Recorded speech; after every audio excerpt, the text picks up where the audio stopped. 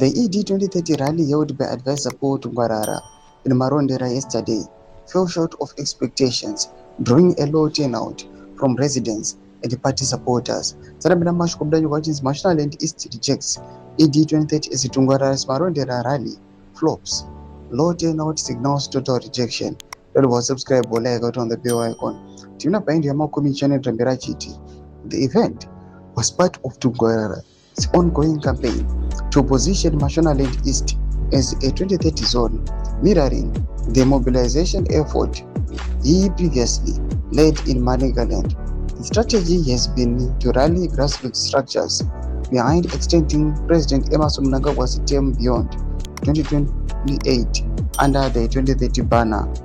However, the Marondera gathering struggled to generate the same energy.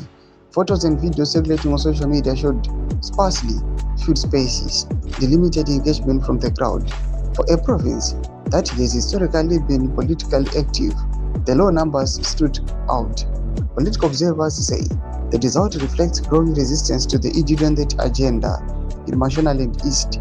Many locals argue that the focus should be on fixing service delivery, jobs, and the economy, rather than extending presidential terms and just donating few boreholes. The province also has a reputation for asserting its independence in party politics, making it tougher ground for the top-down mobilization. Tungwarara's team had hoped to replicate the Manicaland model, where rallies and community engagements were used to build visible support for ED 2030 in Manicaland. The campaign gained traction through coordinated structures and cash donations from Tungwarara. Mashonaland East appears to be different test case. Yoma developments are good upon by Nagome section medals of Muro and more to be on the page for each. Someone subscribe or like or turn on the bell icon.